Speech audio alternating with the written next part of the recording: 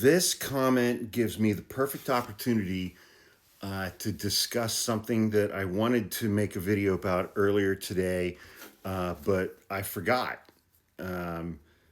because I'm mentally ill.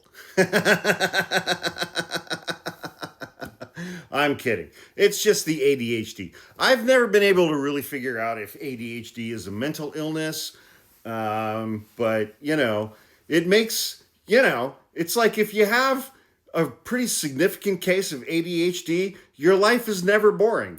And so I've just chosen to be satisfied with that. And, because I've been raw dogging this shit since I was like 11. Anyway, that's neither here nor there. The Gang of Eight didn't even know. And no, that is not the premise of a Pornhub video. The Gang of Eight is, it's like the top four intelligence, national security members of the House and the top four same people in the United States Senate. That's the Gang of Eight. They get together and they're like, oh, we're the Gang of Eight, and it's but, anytime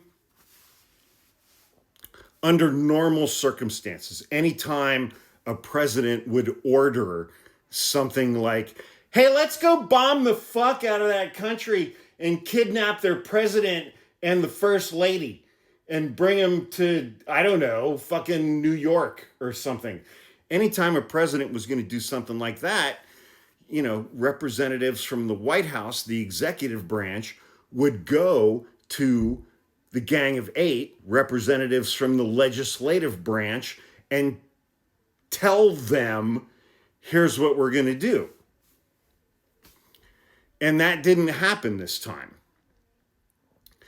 Nobody from the executive branch told any member of the legislative branch anything at all about, hey, we're going to bomb the fuck out of Venezuela and kidnap their president and first lady, and then I'm going to have Stephen Miller and Pete Hegseth govern Venezuela for the next year, and I'm sure that's going to be fine. It's going to be fine.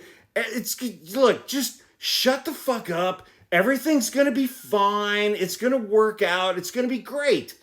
None of that happened. But it reminded me of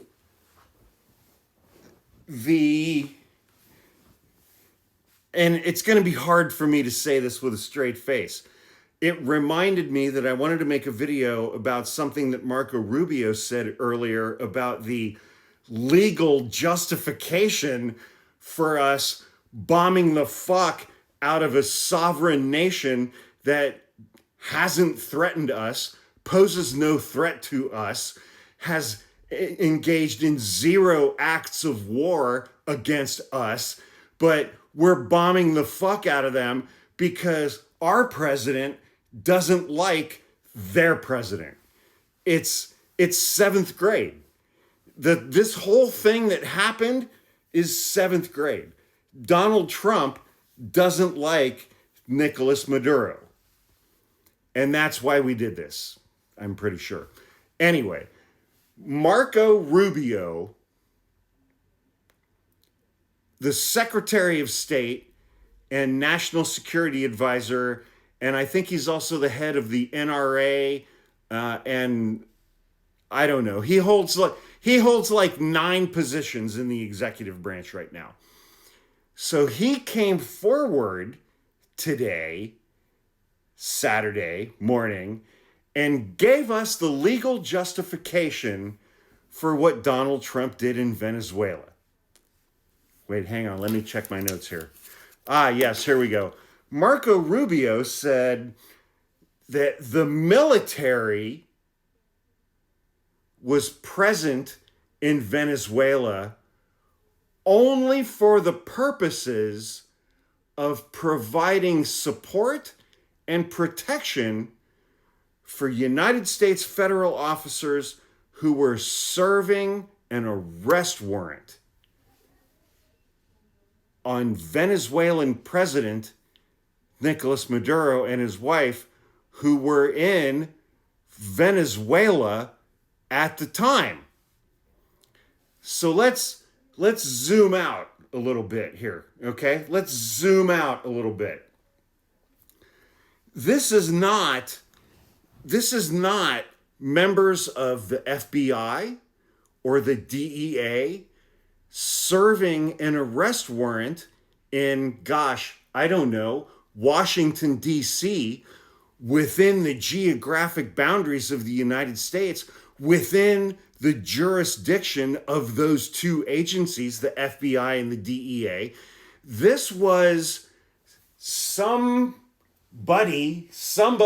I don't know who the fuck it was, serving an arrest warrant in a sovereign nation 2,500 miles outside of the jurisdiction for,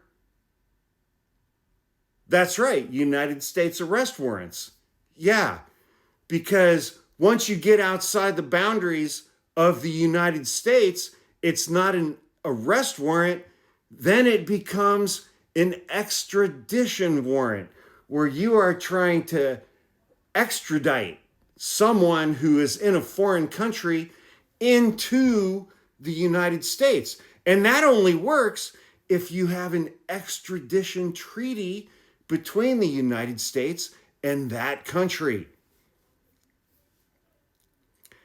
And so Marco Rubio said the military was involved in this whole thing because they were providing protection for the U.S. officials who were serving an arrest warrant inside of Venezuela, where a United States arrest warrant has no fucking validity because it's outside the jurisdiction of the United fucking States.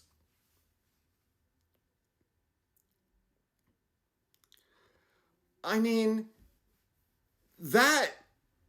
if that justification were to be accepted by a court, then Donald Trump could put the military and military action and guns and bombs and helicopters in any fucking country that he wanted to.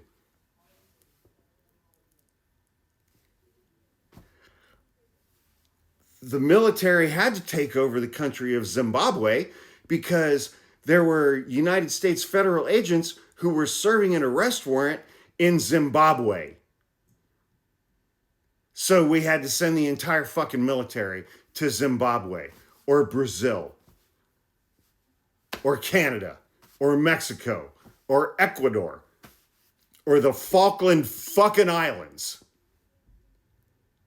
That argument, that justification, apart from being slightly better than what a fucking incontinent 4-year-old with explosive diarrhea could come up with, also known as Marco Rubio, who apparently did all kinds of gay stuff back in the day in public parks around Miami, allegedly.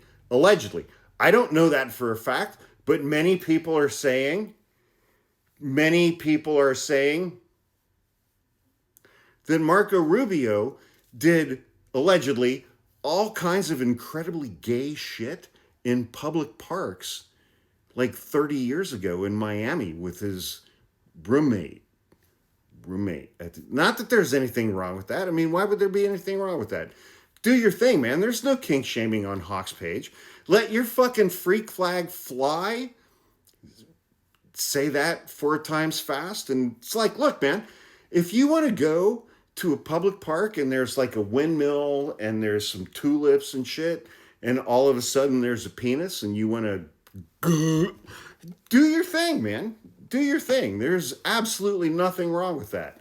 But Marco Rubio's legal justification for what Donald Trump did in Venezuela is the dumbest fucking thing that I've heard since the last time I heard Utah Senator Mike Lee say literally anything out loud. Because Utah Senator Mike Lee is a fucking idiot.